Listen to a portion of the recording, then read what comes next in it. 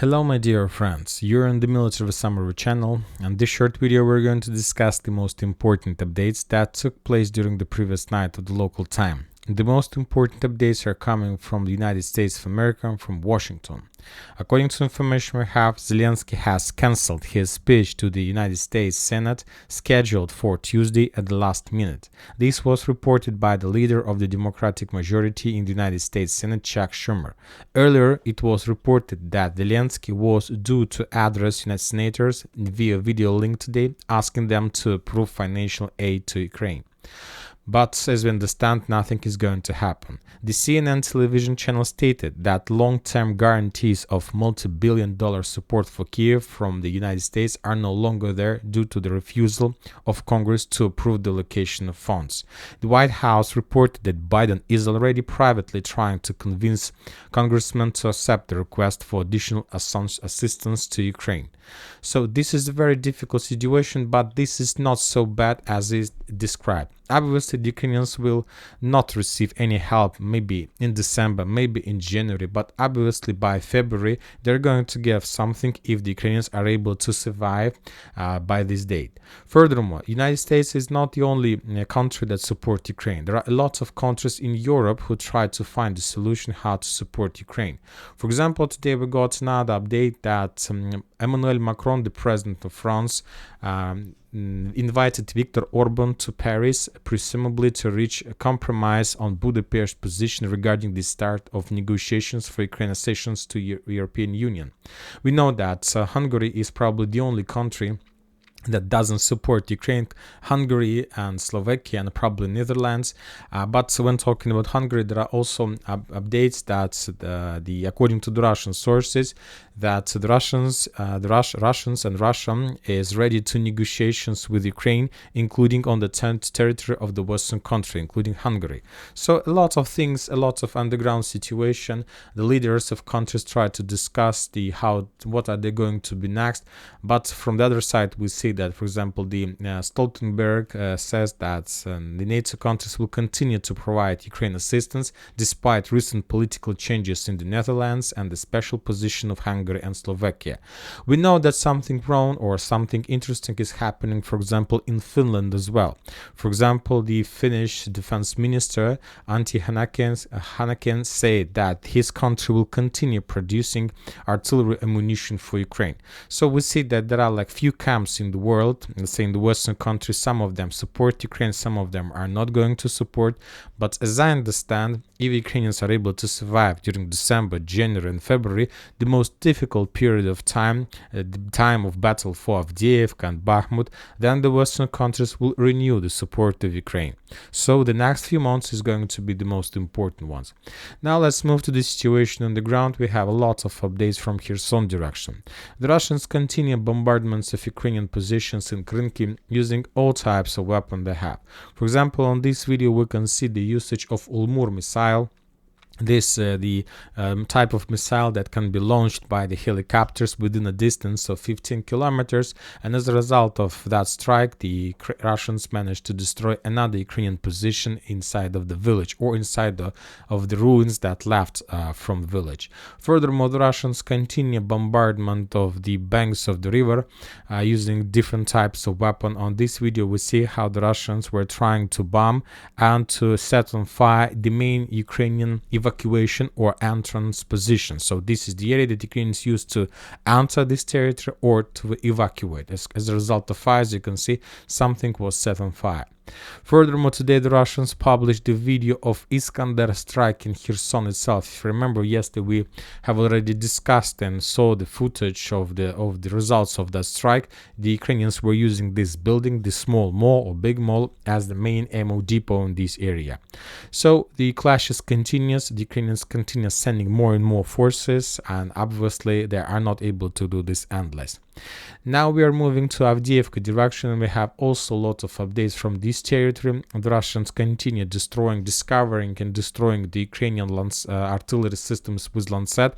So the story Avdiivka repeats the same story as we see in Krinky. This is new Russian pattern, new Russian behavior. When the Russian attacks, or when Ukrainian attacks, let's say in Kherson, the main thing that the Russians are trying to do since the beginning of this operation is establishing something like Lancet control over the Ukraine artillery positions.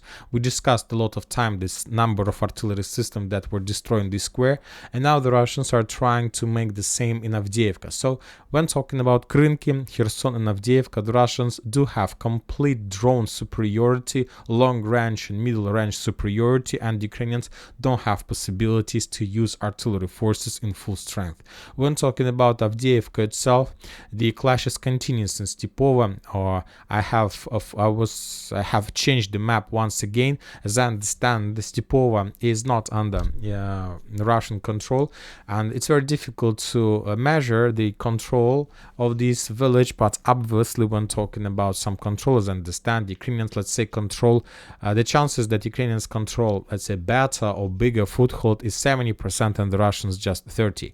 On this video we see a tank duel between the Russian tank and the Ukrainian tank. This is Ukrainian tank who was moving on the edge positions of Stepova and the tank was attacking the Russian forces along the railways. So the main Russian positions are located along the railways, and as a result of those strikes the Russian tank was damaged but wasn't destroyed.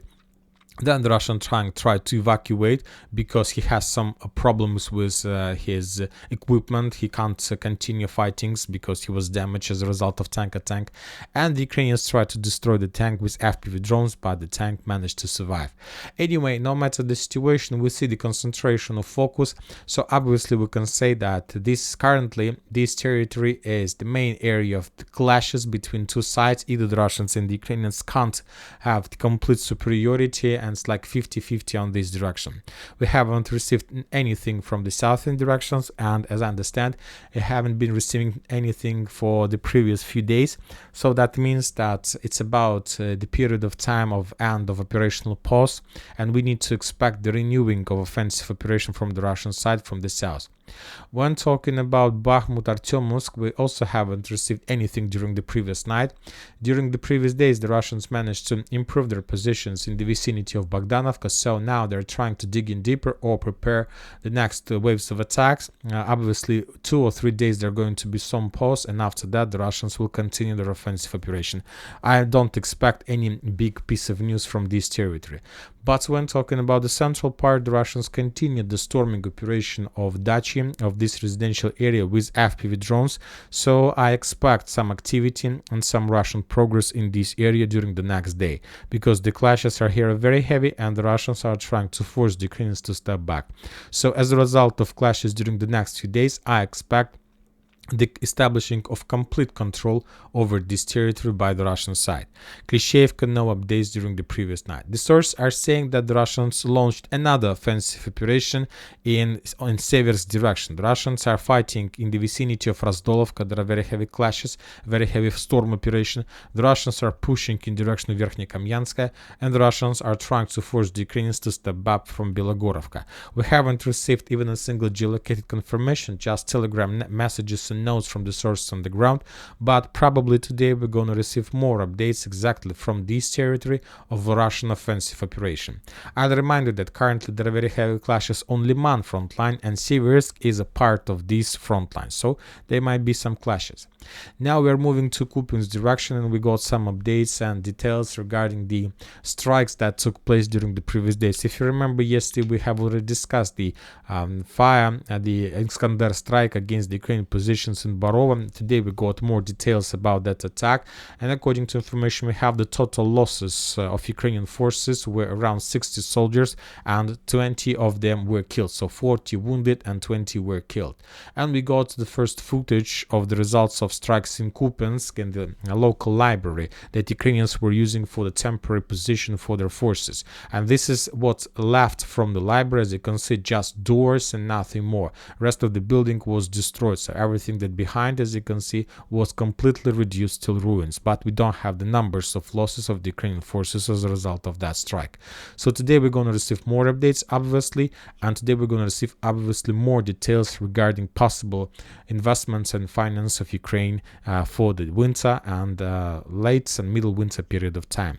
And that's it for this short video. Military Summary channel reminds we condemn any violence in the world. Thank you for watching. Subscribe to my channel, put your likes, join my Patreon, and have a good day. Bye bye.